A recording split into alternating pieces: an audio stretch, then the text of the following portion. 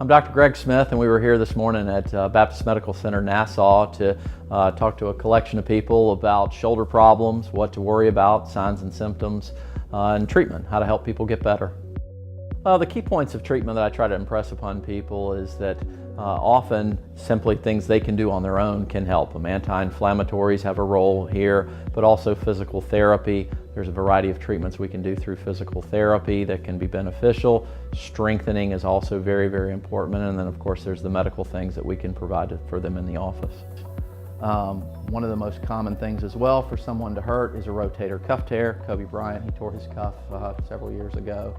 And when that cuff starts breaking down, again, first you start getting some fraying, but this is more frank tearing. Obviously this is an artist's rendition of this, but that's not typically what it does. There's four muscles, like I said, they blend together and attach over the top of that ball in an entirety. And typically when it tears, it essentially tears free or breaks free. And so that top segment, the supraspinatus, will pull away and the sidewalls will stay attached. So you get this step off.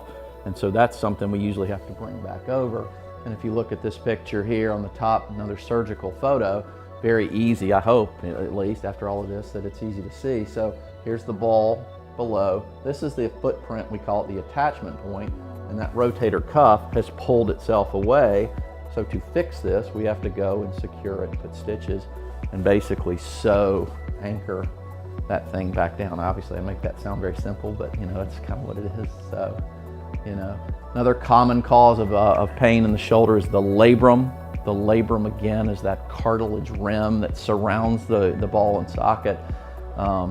You can get labral tears from trauma, such as a dislocation of your shoulder, or you can just beat it up from certain positions or whatever. That labrum, again, is that bumper rim, and it can pull itself off or separate itself off, depending on how it's torn and where it's torn. Sometimes it's a repair, and sometimes it's kind of like a little bit of a trim or a shave. The labrum can fray, think of like a hangnail. You get a hangnail that's torn, it's irritated tissue on the rim of your arm, or your hand there rather, and you're pretty functional with it, but every now and then if you pinch it or catch it just right, it gives you that sharp discomfort. Eventually you get tired of it. What do? You take a pair of scissors or clippers or whatever and you trim it off. Your body does the rest. So we can do the same thing surgically, where we can remove it if it's a fray, but if it's a frank separation, then it's a repair.